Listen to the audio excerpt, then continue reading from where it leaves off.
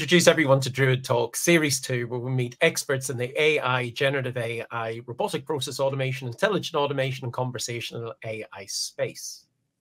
Today, we talk about the secret to higher education excellence using intelligent automation with Bryant Richards. According to a report published by Facts and Figures, the US education market was worth a massive $1.4 trillion in 2021 and is predicted to grow to $3.2 trillion by 2030. That's an astonishing number. Bryant Richards is founder and director of Nichols' hugely successful Center for Intelligent Process Automation, a venture set up to give college students the training in RPA and intelligent automation, process mapping, and business analysis that they need to have the digital skills that are required to cope in the real world. He is an associate professor, speaker on finance, audit, and automation, and an expert in intelligent automation technologies and the US higher education sector. Bryant, welcome to DRUID Talks. Thanks, Kieran. It's great to be here. To set the scene a little bit, Bryant, would you mind introducing yourself and telling the audience what you're currently doing, sir? Yeah, I'd be happy to. Sure. So I have spent 20 plus years in industry, in accounting and finance. Working the roles primarily in internal audit, up to executive level roles within that. After that, I followed my passion for developing and training to, I graduated to higher ed here at Nichols College. It's a small business school outside of Worcester, Massachusetts, that really focuses on providing students experiential learning and the skills that they need to be successful in their careers. In that space, I'm an associate professor of accounting and finance. I've spent the last 5 years sort of evaluating what's going to happen with accounting especially, and have found that there's a really critical, important technology component that is coming, that is here, but that is missed within higher ed and within curriculums. In response to this gap, I, with the support of a number of trustees, and actually dare I say the nudging from a number of our trustees, launched the Center for Intelligent Process Automation, aimed at providing consulting, research, and training to our students especially, and to our greater community to support the skills gap that we noticed. In addition to that, I'm actually pursuing my PhD in accounting at the University of Scranton. My focus, to no surprise, is on internal audit and accounting and the implications of emerging technology. Wow. You are not bored. Let's just say you are not bored. Bryant, let's dive in a little bit. Would you tell us a little bit more about the US higher education sector? And is there or is there not a reluctance in adopting new tech in US colleges or universities, or do they welcome it with open arms? Sure. Tough question as it's framed, but let me give you some insights that I think will help answer that question a little bit.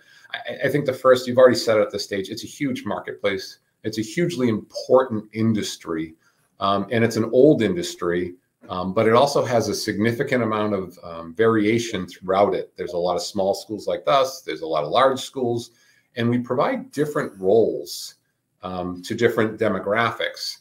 What makes this really compelling and interesting too is that the goal of this industry and the focus has always been knowledge creation and dissemination in various ways, to put simply. And if you look at the industry on the whole, it's actually really good at it. And we're really hard on ourselves to be better, but it's really good at that particular thing. We're approaching what we call a demographic cliff in 2025. It's right around the corner. We've been experiencing a shrinking population of students coming to schools, at least, especially in the United States and in different territories. And as a result, when you do the math, and many have, we're finding that a consolidation of sorts is definitely required within the industry. Now, the last thing I'd like to add to this that I think is a really important point is we're good at some things that I mentioned. No one ever ran a school saying we are going to be operationally excellent and efficient. We're going to have the best back office procedures and the best, most, technologically advanced type of ways of conducting business. When you hear that, hopefully, you can start seeing how the word reluctant may not necessarily fit. You might think to yourself, well, it's not that they're reluctant. They would love technology solutions, but we don't usually have the skills, the mindset, the culture to know how to embrace these things as an organization and implement them successfully.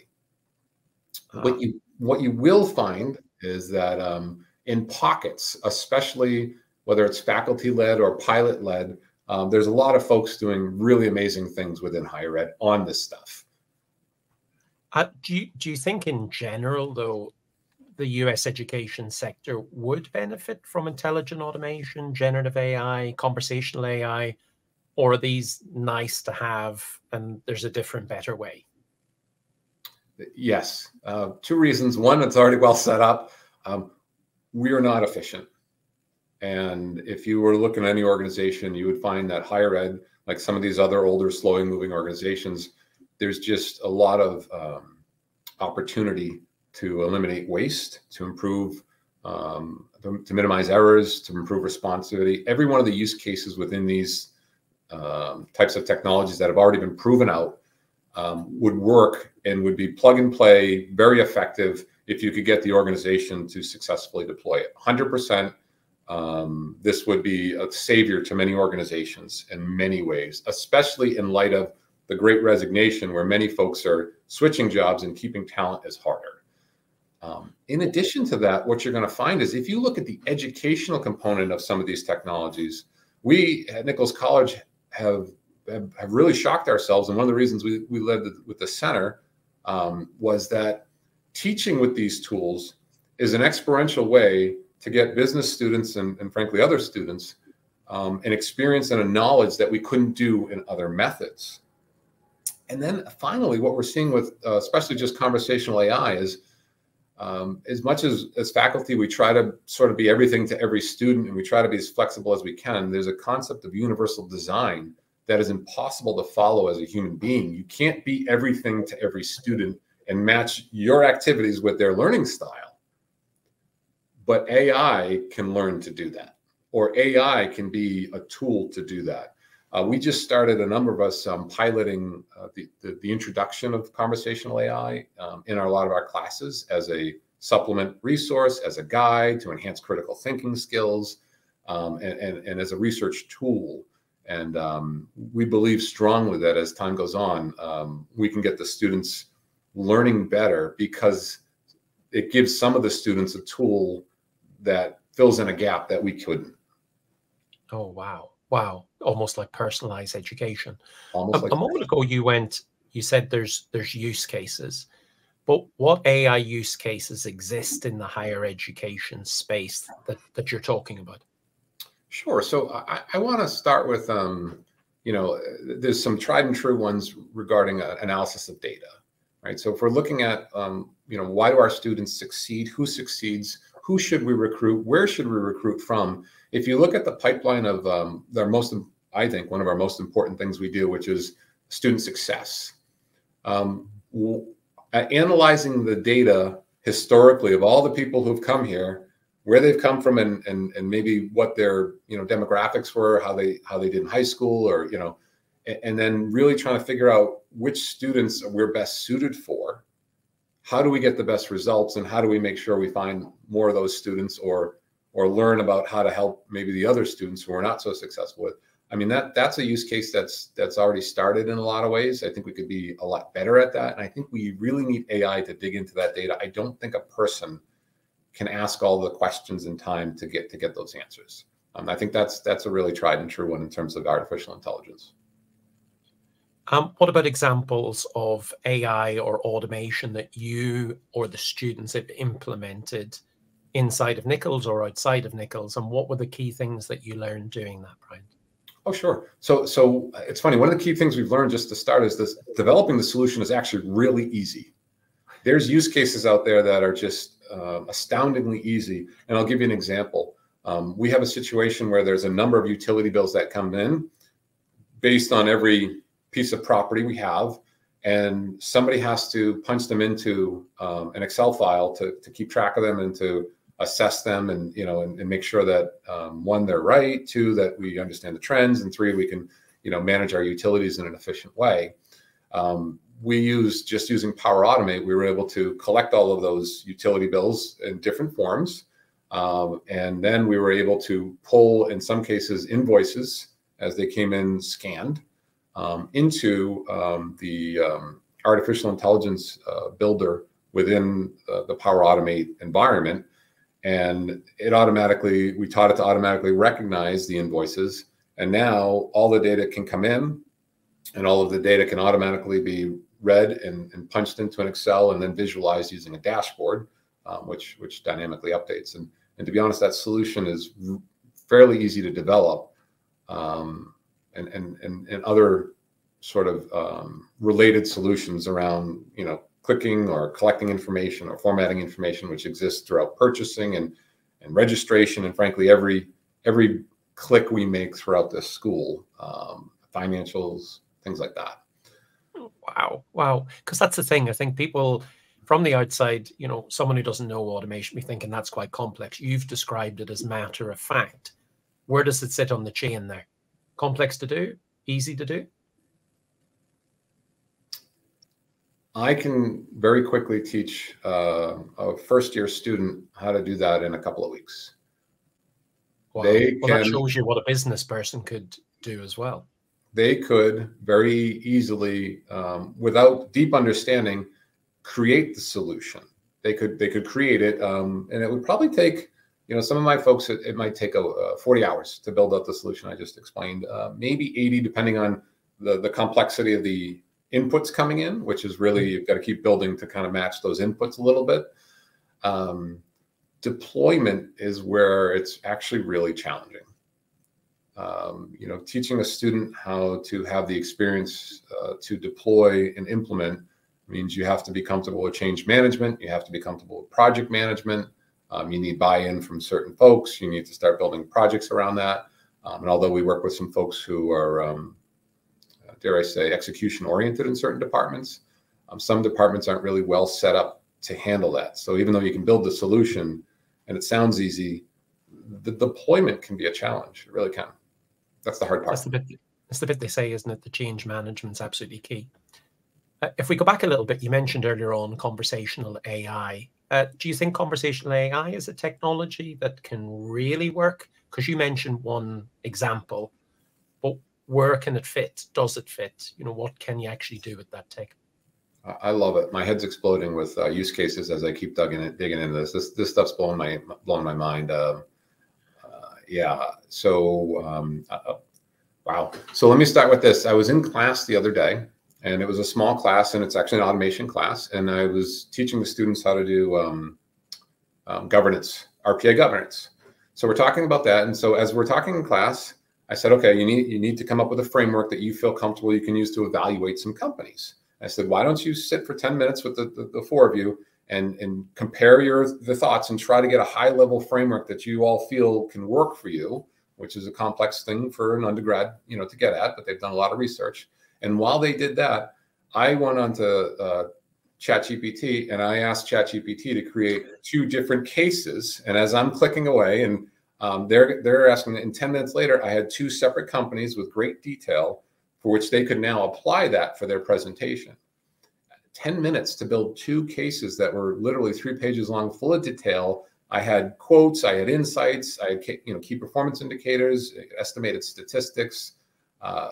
I mean, I would have spent hours online digging for that before. That was just 10 minutes in class.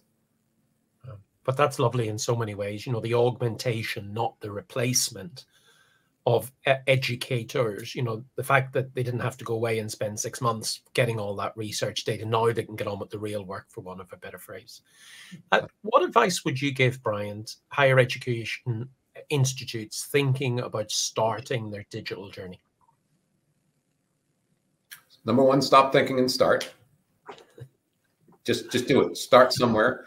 You have to start. It might be the hardest thing. If you can't figure out how to start, just go small. Start somewhere. I think you'll find that there's folks who can do something. You need to start building up a new collective, dare I say, cultural perspective and understanding of what this is. You know, the more the institution has awareness and understanding, the easier it is going to be to deploy as time goes on. And every organization has different risks and challenges and strengths. And so some might actually be able to go invest like a lot of organizations did in having consultants come in and, build out some streams for them. Others might, like what we did was we built from our students up and our faculty. And so now we have the students almost leading, and some of the smartest folks outside of the IT department on this are in fact our students, who are, going in and helping, some of the athletics teams, with small automations. They're going to classes, doing demonstrations. They're literally using automation to do research and other things to make to make their lives easier and frankly their time better spent. So definitely start, and if you have to, start small. Oh, I really like that. I really like that in so many ways. It goes back to the experiential component of education learning as well. The faculties have got raw materials in the students. The students need skills that prepare them for the digital world, and the combination of the two sounds like a really fantastic combination. I'm surprised more don't jump on that. Yeah, I agree. I've spoken with a lot of schools. I guess it's a little harder to start something like this than I thought. And we got a lot of support from the top all the way down. So anything in higher ed really requires layers and layers of support. And I'll insist there's so many people along the way who ensured that this was successful for us, including the students. So if you think about how many stakeholders it involves, I think that alignment is sort of the magic we brought, right? We had everybody wanted to do this. And that's, I don't know, you get 20 people in a room, 20 different stakeholders. Good luck getting them all to check that box, I think. Yeah, 100%. But I will tell you this, to no surprise, the best thing we do is what we do for our students. And, although we have automations to talk about and interesting stories and some new, tools that make us a little more efficient, you might not be surprised to find out that our students are very marketable once they have these skills, and they really enjoy taking offers from multiple companies when they graduate. Just where I needed to be as a graduate instead of trying to hunt for my first job. And what about companies themselves? You were talking about those just as you finished the sentence there.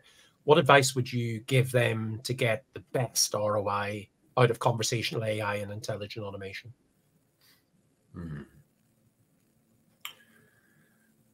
Wow, my mind goes to it depends on the company in some cases, but use cases matter.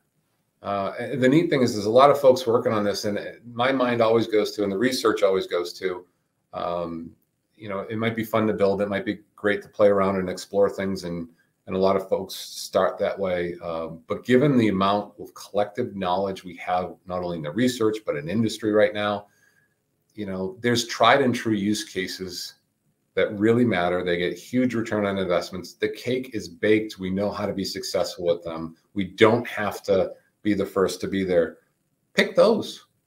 Pick one of those. Get your wins and start with that. I mean, you can be conservative all you want and just do those types of things. I think you'll find that there's a really low risk approach to this that has high rewards without investing too much of various types of capital.